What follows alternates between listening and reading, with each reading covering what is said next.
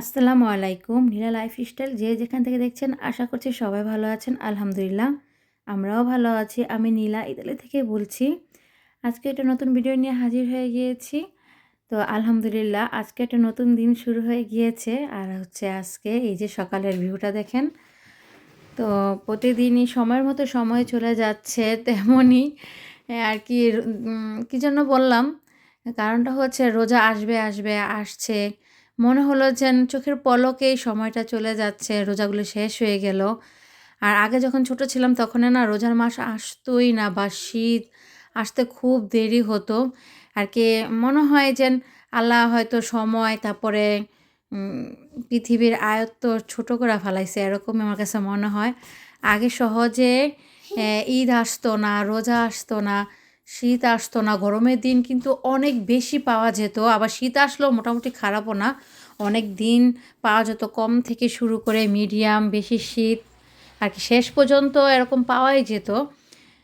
তো এখন বর্তমান না কেমন যেন হয়ে গিয়েছে আর চোখের পলকে দিনগুলি চলে যাচ্ছে, তেমনি রোজাটাও। তো কি আর করার, প্রতিদিনের কাজ প্রতিদিন করতে হয়, সময় সময় মতো চলেই যাচ্ছে। তো আজকে নিয়েছি হলো বাংলাদেশি মাছ, মানে হচ্ছে তেলাপিয়া মাছ নিয়ে আসছিল। তো সেটাই আজকে রান্না করব। তো প্রথমে আমি এটা ভালো করে ভেবেছিলাম খোসা আছে, পরে দেখলাম যে না, তারপরও কিছু থাকে, চেক করতে হয়। চেক করে ভালো করে ধুয়ে নিয়েছি, যা ছিল তা ফেলে দিয়েছি। ভালো করে ধুয়ে দেখলাম বরফ এখনও আছে, তারপর ফ্রেশ পানিতে ভিজিয়ে রেখে এখন লবণ দিয়ে ভালো করে একটু মেখে ভিজিয়ে আর কি লবণে মেখে রাখবো, পরে ধুয়ে নেব। কারণ মাছের গায়ে একটা পিসিল ভাব থাকে, ওইটাও চলে যায়। লবণ দিলেও যায়, আবার একটু গরম পানি দিলেও সেটাও চলে যায়। তো দুটোটাই অ্যাড করব। আর মাছ কিন্তু চাষের হলে ধোয়ার সময় বোঝা যায় একটা গন্ধ হয়, আর ধোয়ার সময় না বোঝা গেলেও ভাজার সময় বোঝা যায়। তো যাই হোক আলহামদুলিল্লাহ, এই যে এখন তেলের মধ্যে পেঁয়াজটা ভেজে নিয়েছি। তারপর এখানে ভালো করে মশলাটা কষিয়ে আদা রসুন দিয়ে ভেজে নিয়েছি, সামান্য হলুদ দিয়েছি, আর কিচ্ছু দেইনি। আর লবণ তো স্বাদ অনুযায়ী দিতেই হবে। তার মধ্যে হচ্ছে এখানে সবজিগুলো সব আমি আগে কেটে, যেটা ছিলা দরকার ছিলে ধুয়ে তারপর কেটে নিয়েছি, কারণ কাটার পর আর ধোবো না। এই যে এগুলাও আনাম ভিজিয়ে রেখেছি পানিতে, তারপরে কেটে নিয়েছি। কারণ অনেক ক্ষেত্রে দেখা যায় সিম বা ব্রোকলি, ফুলকপি থেকে পোকা বের হতে পারে। তো যাই হোক এখানে নিয়েছি বেগুন, আলু, গাজর, তারপর শসাও দিয়েছি, তারপর ক্যাপসিকাম দিয়েছি। এই আর ব্রোকলি তো দেখলেন পরেই দিব, কারণ ব্রোকলিটা এত সফট হয়, গলেই যায়, সেই জন্য এখন আর দিচ্ছি না, ব্রোকলিটা পরে দিব।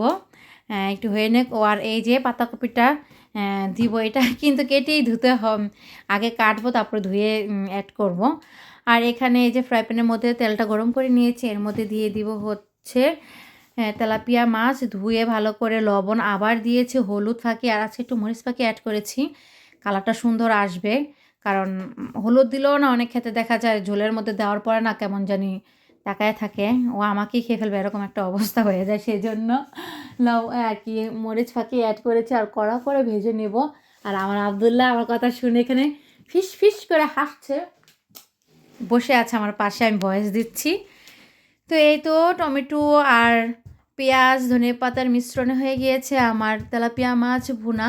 একটু জিরা ফাঁকি দিয়েছি সামান্য পরিমাণে, যেহেতু অনেক ধনেপাতা দিয়েছি আর কাঁচামরিচ ইচ্ছে মতো দিয়েছি।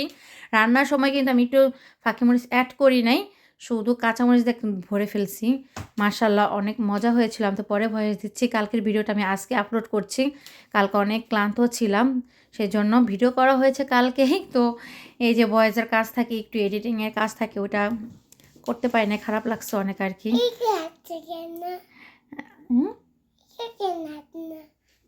হ্যাঁ হ্যাঁ, আবদুল্লাহ বলছে এগুলো কেন আসলো। তো আগের কিছু গরুর গোস্ত তরকারি ছিল আর স্প্যানিশি শাক ছিল। আর এই যে হচ্ছে পুষ্টিকর মজাদার নিরামিষ, পাতাকপি দিলে এত ভালো লাগে ধারণার বাইরে।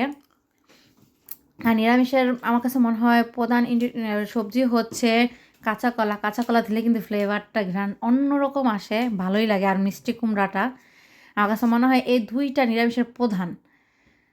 তো এই যে দেখতেই পাচ্ছেন ব্রোকলি দিয়েছি, তারপরও একটু গলে গিয়েছে। তো ডাঁটগুলি না একটু টাইট থাকে, রান্না করলে তো অনেক কিছুই নষ্ট হয়, কিছু ধুয়ে ফেলি আমি, আর কিছু ধুই না, কোনো দিন ধুই না।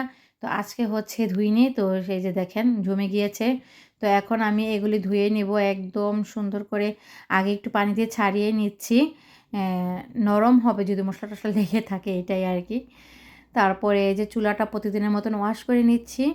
একটু গরম ছিল সামান্য আর কি, বেশি গরমটা চলে গিয়েছিল। তারপর আমি এখন এই যে চুলাটাও পরিষ্কার করে নিয়ে নিব। আর আজকে হচ্ছে ইফতারিতে বিশেষ খাবার আয়োজন করব ভাবছি আর কি, শিওর না এই পর্যন্ত এখনও। পরে আর কি এটার পদক্ষেপটা ভালো করে নিব। আরও কিছুক্ষণ পরে আবদুল্লাহকে খাওয়া দাওয়া করাবো, আবদুল্লাহ বাবা আসবে। তারপরে এই যে আমার ছেলে এখান দিয়ে খেলা করছিল, আর এখান থেকে কিন্তু আমার সম্পূর্ণ রান্নাগুলিও কমপ্লিট। এই যে মাছের ভুনা, তেলাপিয়া মাছের, আর নিরামিষ তো দেখালামই তখন। আর এই যে আমার ছেলে দেখেন এত রিকোয়েস্ট করছে যাওয়ার জন্য, প্লিজ আমাকে নিয়ে যাও, হাত জোর করে, হাত জোর করে, দেখেন কি অবস্থা, প্লিজ নিয়ে যাও। তারপর তো বাইরে নিয়ে গিয়েছিলাম, নিয়ে আসছি। নিয়ে আসার পর এই যে আজকে বানিয়েছে পাউরুটি দিয়ে বার্গার। তো বাসায় পেটে ছিল, ভাবলাম এগুলো তো অনেক দিন হয়ে গিয়েছে, আর রুটিও যেহেতু আছে, ভেজে নিয়েছি। শসা দিয়েছি, টমেটো দিয়েছি, পেঁয়াজ কুচি দিয়েছি, সালাদ লেটুস পাতা দিয়েছি, একটা সস নিয়েছি, খেজুর নিয়েছি, আর এক্সট্রা করে কিছু পেঁয়াজ, কাঁচামরিচ আর লেটুস পাতা নিয়ে নিয়েছি। এই তো আমাদের আজকের ইফতার। অবশ্যই জানাবেন আমাদের আজকের ইফতারটা কেমন হয়েছে, আর ভিডিওটা কেমন লেগেছে আপনাদের কাছে। যদি ভালো লেগে থাকে অবশ্যই লাইক, কমেন্ট, সাবস্ক্রাইব করে পাশে থেকে যাবেন। আর যারা অলরেডি কাজটা করে দিয়েছেন তাদেরকে অসংখ্য ধন্যবাদ। আর এই যে আমার বুড়াটাকে দেখেন খেলাধুলা করছিল।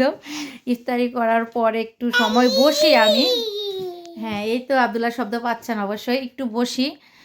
তো ওই সময় আবদুল্লাহ খেলাধুলা করে, আর নামাজ পড়লে তো নামাজের উপরেই চলে আসে, আমার উপরে চলে আসে। এখন আমি ভয়েস দিচ্ছি, আর আবদুল্লাহকে দেখে হাসছে। অনেক খেলা করেছে, এটা দিয়ে আমাকে আজকে অনেক মানকিটা আমার দিকে অনেক বারবার ছুঁড়ে মেরেছে, না বললে আরও বেশি বেড়ে যায়, এরকম একটা পরিস্থিতি। আর এই যে এই চেয়ারটা, এটা হচ্ছে চেয়ারে মোড়ার উপরে বসে, এটার উপরে রেখে, টেবিলটার উপরে রেখে লেখাপড়া করবে, নয়তো আর্টিস্ট করবে, যে কোনো একটা কিছু করবে। আর ও সারাক্ষণ এটা খোলে খোলে লাগার, খুলছে না কেন, লাগছে না কেন, এটাই বলে। তো আজকের ভিডিওটা এই পর্যন্ত। আল্লাহ হাফেজ, সবাই ভালো থাকবেন।